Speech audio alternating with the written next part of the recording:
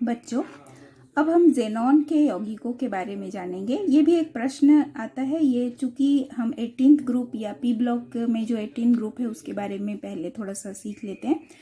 18 group का अर्थ ही है कि हम ये समझते हैं कि अष्टक पूर्ण होता है इस प्रकार के तत्वों का, यानी NH2NP6 होता है। तो जब इसका अष्टक पूर्ण होता है तो ये माना जाता है कि यह क्रिय होते हैं, मतलब ये क्रियाशील नहीं होते हैं।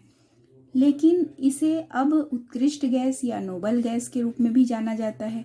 इसका कारण ये है कि इसके अष्टक पूर्ण होने के बावजूद भी इसके कुछ यौगिक, मतलब इस परिवार के ज़ेनॉन या क्रिप्टॉन जैसे जो तत्व हैं, ये कुछ यौगिक बना पाते हैं। अर्थात अब ये पूर्ण रूप से अक्रिय ना होकर के उत्कृष्ट कहे जाते हैं।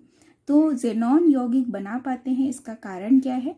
तो इसको सबसे पहले नील बार्थेलोट साइंटिस्ट है, उन्होंने देखा कि जिस प्रकार ऑक्सीजन प्लेटिनम हेक्साफ्लोराइड के साथ PTF6 के साथ क्रिया करके एक लाल रंग का यौगिक बनाता है O2PTF6, तो ये एक लवण बना है, मतलब O इसलिए यहाँ पे पॉजिटिव और इस पे निगेटिव साइन लगा दिए।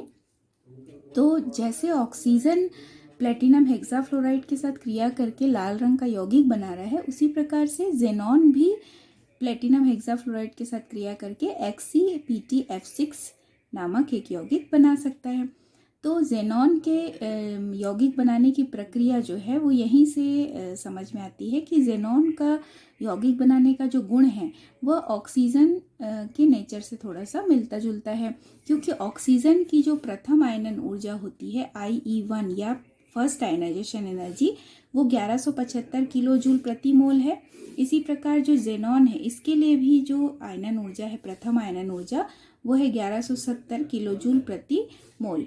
तो ये दोनों लगभग बराबर हैं एक दूसरे के, है ना। तो जिस प्रकार ऑक्सीजन प्लेटिनम हेक्साफ्लोराइड के साथ यौगिक बना रहा है, उसी प्रकार से ज़ेनॉन भी यौगिक बना सकता है प्लेटिनम हेक्साफ्लोराइड के साथ। इस परिवार के जो बाकी सदस्य हैं जैसे कि हीलियम, नियॉन, ऑर्गन, इसके यौगिक प्रकृति में अभी भी देखे नहीं गए हैं। क्रिप्टॉन के कुछ यौगिक हैं जिसमें से मुख्य है क्रिप्टॉन डाइफ्लोराइड। रेडॉन भी यौगिक नहीं बनाता है क्योंकि इसका जो नेचर है वो रेडियोधर्मी प्रकृति का होता है ये, तो इसके विशेष गुण होते हैं, ये भी यौगिक नहीं बनाते हैं। तो इसमें ज़ेनॉन के ही बहुत सारे यौगिक प्रकृति में पाए जाते हैं। तो अब हम ज़ेनॉन के फ्लोराइडों के बारे में पहले पढ़ेंगे। तो ज़ेनॉन के जो फ्लोराइड हैं उसमें से मुख्य है XeF2, XeF4 और XeF6। तो हम इन तीनों के बारे में जानेंगे, इसकी संरचना के बारे में, और ये किस प्रकार से इसमें लोन पेयर प्रेजेंट है, इसकी संरचना क्या होगी, संकरण क्या होगा, उस आधार पर हम इसकी संरचना को समझते हैं। तो ज़ेनॉन का जो परमाणु क्रमांक है वो होता है 54। चूँकि इसमें बाह्यतम कोश जो है वो 5th है, तो माने 5th जो आवर्त है उसका सदस्य है, तो 5s2 5p6 यदि हम इसको बनाते हैं तो ये इस टाइप का बनता है। और ये चूँकि 5 इसमें 5th आवर्त का सदस्य है, तो इसमें D भी वैकेंट होता है, प्रेजेंट होता है, तो यहाँ पर ये इस तरह से बना सकते हैं हम इसे 5D। ये हो गया 5P और ये 5S। तो जैसे इसमें भरते हैं ये हो गया, इस प्रकार से हमने इसको कंप्लीट कर दिया। अब जब हम XeF2 की बात करते हैं तो पहले हम थोड़ा सा फ्लोरीन के लिए भी इलेक्ट्रॉनिक विन्यास जान लेते हैं। तो फ्लोरीन का जो इलेक्ट्रॉनिक विन्यास है 1s2 2s2 2p x2 2p y2 और 2p z1। मतलब इस ज़ेनॉन के चारों तरफ 2 फ्लोरीन है और एक फ्लोरीन के पास जो अयुग्मित इलेक्ट्रॉन है वो 2p z1 है। अर्थात इस ज़ेनॉन के चारों तरफ 2 अयुग्मित इलेक्ट्रॉन फ्लोरीन के प्रेजेंट हैं। लेकिन ज़ेनॉन चूंकि केंद्रीय परमाणु है, इसके पास एक भी अयुग्मित इलेक्ट्रॉन नहीं दिखाई दे रहे हैं। तो अब ज़ेनॉन से एक इलेक्ट्रॉन उत्तेजित होकर के ज़ेनॉन के 5p से एक इलेक्ट्रॉन उत्तेजित होकर के 5d में चला जाता है। तो अब जो इलेक्ट्रॉनिक विन्यास हम देखते हैं उत्तेजित अवस्था में ज़ेनॉन के लिए, वो इस प्रकार से होगी। 5d में एक इलेक्ट्रॉन शो करेंगे, ये इस तरह से। तो अब हम देख रहे हैं कि 2 अयुग्मित इलेक्ट्रॉन यहाँ प्रेजेंट है। तो यहाँ पर जो संकरण होता है वो संकरण है sp3d। ये देखिए sp3d संकरण होगा। जिसमें हम देख रहे हैं कि 5 संकरित कक्षक बने, जिसमें से 3 जो है वो पूर्ण रूप से भरा हुआ है, मतलब यह लोन पेयर की तरह कार्य करेगा। और यहाँ पर जो 2 है अयुग्मित इलेक्ट्रॉन है, ये फ्लोरीन के 2pz के साथ अतिव्यापित हो जाएगा। तो अब ये जो इलेक्ट्रॉन है, देखिए मैंने ब्लू कलर से बनाया है, जो ये शो होता है कि ये फ्लोरीन के इलेक्ट्रॉन यहाँ पर आते हैं। तो जब इसकी संरचना हम बनाते हैं तो यहाँ पर 3 लोन पेयर है, 1 2 3। तो जब इसकी संरचना हम बनाएंगे तो यहाँ 3 लोन पेयर होगा। तो HCF2 है, तो ये HCF2 है। और यहाँ पर हम देख रहे हैं 3 लोन पेयर, 1 2 3। तो इस प्रकार 3 लोन पेयर प्रेजेंट है, ये 1 2 3। तो VSEPR थ्योरी के आधार पर, जहाँ प्रतिकर्षण बहुत अधिक है 3 लोन पेयर के कारण, तो वास्तव में इसकी संरचना होनी चाहिए थी sp3d संकरण के कारण त्रिकोणीय द्विपिरामिडी, लेकिन इसकी संरचना हो गई अब रेखीय। ये इसकी विशेषता है कि इसकी संरचना जो है, ये देखिए ये रेखीय संरचना हो गई HCF2 की। तो बंध कोण का मान भी अब अलग हो जाएगा। sp3d संकरण यदि होता और नॉर्मल यदि सब कुछ होता, यानी इसके चारों तरफ सिर्फ बंध बनाने वाले इलेक्ट्रॉन युग्म प्रेजेंट होते, लोन पेयर नहीं होता, तो इसकी संरचना होती त्रिकोणीय द्विपिरामिडी। लेकिन चूंकि यहाँ पर लोन पेयर भी प्रेजेंट है, तो VSEPR थ्योरी के आधार पर इसका जो प्रतिकर्षण है वो इलेक्ट्रॉन का वो बढ़ जाएगा।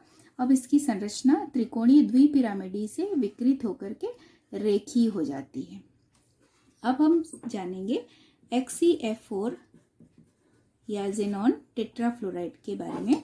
तो जेनॉन यहाँ भी उसी प्रकार से हम बनाते हैं। जेनॉन का इलेक्ट्रॉनिक विन्यास पहले बना लेंगे, जिसमें कि P में 3 और D में 5। इस तरह से ये 5D है, ये 5P है और ये 5S है। तो यहाँ पर ये 2 5S2 5P X2 5P Y2 5PZ1 5PZ2। तो इस तरह से XeF4 है। अब इस जेनॉन के चारों तरफ फ्लोरीन के 4 इलेक्ट्रॉन प्रेजेंट है, मतलब एक फ्लोरीन में 2pZ1 है, एक अयुग्मित है। उसी तरह से यहाँ 4 फ्लोरीन है, तो जेनॉन के चारों तरफ 4 अयुग्मित इलेक्ट्रॉन प्रेजेंट है। तो अब यहाँ उत्तेजन जो है वो एक उत्तेजन से काम नहीं होगा, क्योंकि एक उत्तेजन कराने पर 2 ही अयुग्मित इलेक्ट्रॉन होंगे। तो यहाँ पर 2 उत्तेजन कराना पड़ेगा, तो यहाँ पर 4 अयुग्मित इलेक्ट्रॉन प्रेजेंट होगा। तो अब जेनॉन की जो उत्तेजित अवस्था में इलेक्ट्रॉनिक विन्यास होगी वो इस प्रकार से हो जाएगी।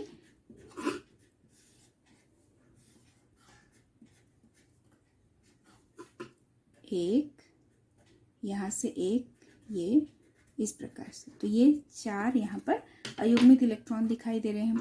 तो यहाँ जो संकरण होगा sp3d2 ये संकरण होगा। अब यहाँ पे आप देखिए लोन पेयर 2 प्रेजेंट है, 1 2। तो sp3d2 के कारण यहाँ पर 3 2 5 और एक 6 संकरित कक्षक बना। लेकिन इसमें से ये जो दोनों है ये लोन पेयर की तरह कार्य करेगा। और यहाँ पर जो 4 यहाँ अयुग्मित दिखाई दे रहा है, यहाँ पर ये फ्लोरीन के 2pZ के साथ अतिव्यापित हो जाएगा। तो 1 2 3 4, चूंकि 4 फ्लोरीन है तो इस तरह से यहाँ पे देखिए 4 अयुग्मित इलेक्ट्रॉन और प्रेजेंट है 4 2pZ में। और यहाँ पर जो 4 sp3d2 संकरित कक्षक है उनके बीच अतिव्यापन होगा। तो इस प्रकार से संरचना प्राप्त होगी। तो यहाँ भी लोन पेयर प्रेजेंट है। तो जेनॉन के जो टेट्राफ्लोराइड है जेनॉन का, इसमें वास्तव में इसकी संरचना होनी चाहिए थी अष्टफल की, क्योंकि sp3d2 जो संकरण होता है यहाँ अष्टफल की संरचना होती है। लेकिन यहाँ भी VSEPR थ्योरी के अकॉर्डिंग इसकी संरचना विकृत हो जाएगी और विकृत होकर हो जाती है वर्ग समतली। तो इस प्रकार से इसकी संरचना हो जाती है वर्ग समतली। ये देखिए यहाँ पर हम ये लोन पेयर शो कर दे रहे हैं और यहाँ फ्लोरीन फ्लोरीन फ्लोरीन। तो इस प्रकार इसकी संरचना हो गई वर्ग समतलीय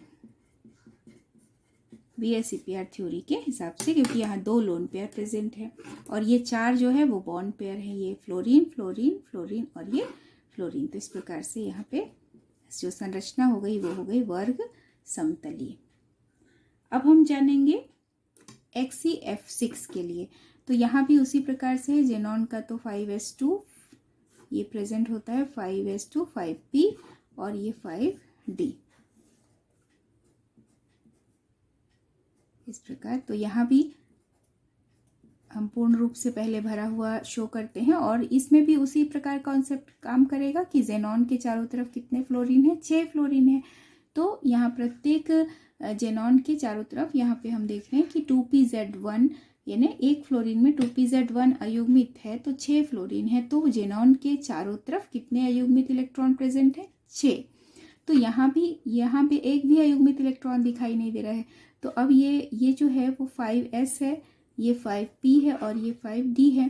तो 5p से तीनों जो ये कक्षक है उसमें से एक एक इलेक्ट्रॉन उत्तेजित होकर यहाँ पे चला आता है। इस प्रकार से एक एक करके इलेक्ट्रॉन उत्तेजित होकर के यहाँ पे और यहाँ पे तीनों में आता है।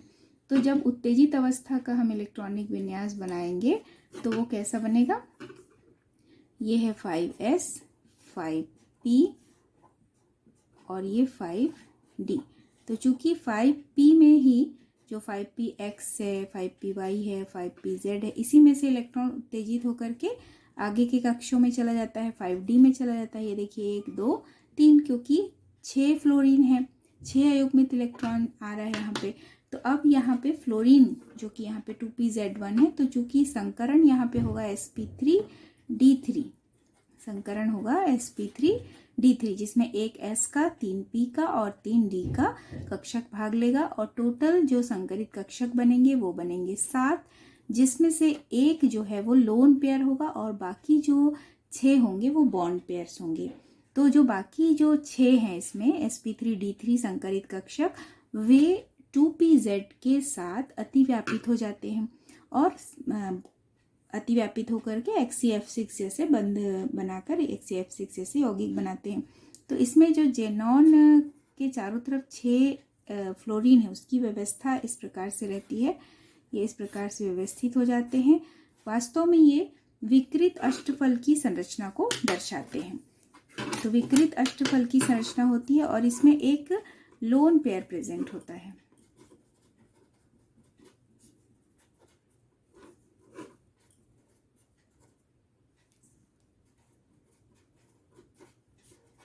एक लोन पेयर प्रेजेंट है, ये लोन पेयर प्रेजेंट है ये वाला, और यहाँ पर ये फ्लोरीन के एक परमाणु को हम इस प्रकार से, क्योंकि फ्लोरीन का 2pz और sp3d3 के जो 6 कक्षक हैं उसमें से एक तो लोन पेयर के रूप में प्रेजेंट है और बाकी जो 6 है वो बॉन्ड बना ले रहे हैं किसके साथ, 2pz, फ्लोरीन के 2pz के साथ। तो वास्तव में इसकी संरचना होनी चाहिए थी sp3d3 के अकॉर्डिंग पंचकोणीय द्विपिरामिडी, लेकिन इसकी संरचना विकृत होकर हो गई विकृत अष्टफलकीय।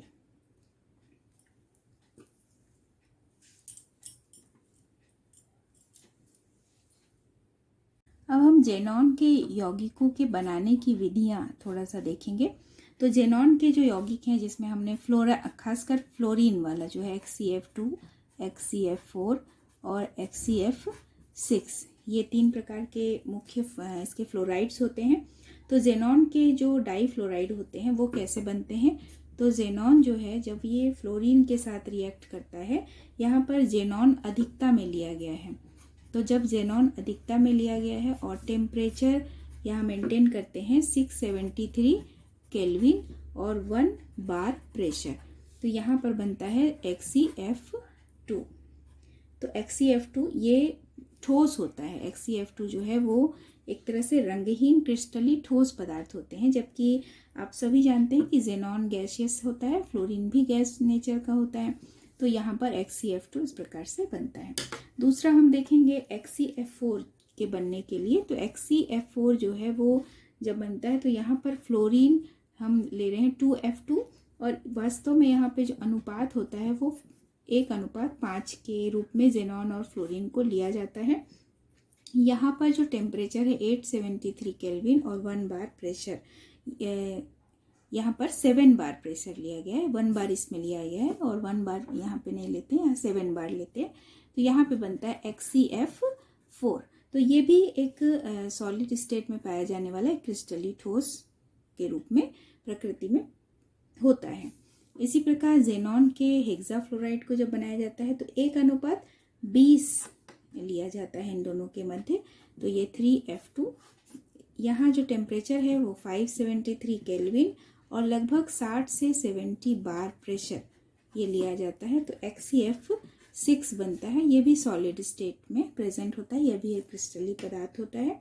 तो इस प्रकार यहाँ जो अनुपात है वो 1:20 के अनुपात में जेनॉन और फ्लोरीन को लिया जाता है। तो ये बनाने की विधि हो गई। और ये XeF4 से भी हम XeF6 को बना सकते हैं। कैसे? XeF4 को जब O2F2 के साथ रिएक्ट कराया जाता है तो XeF6 बनता है और साथ में ऑक्सीजन गैस बाहर निकलती है। यहाँ इसके कुछ मुख्य गुण के बारे में भी हम जानेंगे कि ये तो हमने देखा कि XeF2, XeF4, XeF6 ये क्रिस्टलीय होते हैं, ठोस पदार्थ होते हैं और ये प्रबल फ्लोरीनी कारक भी होते हैं, क्योंकि देखिए XeF2, XeF4, XE सभी में फ्लोरीन है, तो ये एक अच्छा फ्लोरीनी कारक माना जाता है। थोड़ा सा जल मिलाते ही ये जल अपघटित हो सकते हैं। तो जैसे जेनॉन डाइफ्लोराइड में अगर हम जल अपघटन को अध्ययन करेंगे तो वो इस प्रकार का होगा। ये बहुत ही कम मात्रा में भी जल यदि मिलाया जाएगा इसमें तो ये तुरंत जल अपघटित होकर के जेनॉन बनाते हैं और हाइड्रोजन फ्लोराइड बनता है और ऑक्सीजन गैस बनती है। तो ये इसके गुण है कि बहुत कम मात्रा में जल मिलाने पर भी ये जो XeF2 है वो अपघटित होकर जेनॉन, हाइड्रोजन फ्लोराइड और ऑक्सीजन गैस बनाते हैं। और संरचनाओं के बारे में तो हमने जाना ही कि XeF2 की संरचना जो है वो रेखीय होती है, XeF4 की संरचना वर्ग समतली है, XeF6 की संरचना विकृत अष्टफल की होती है।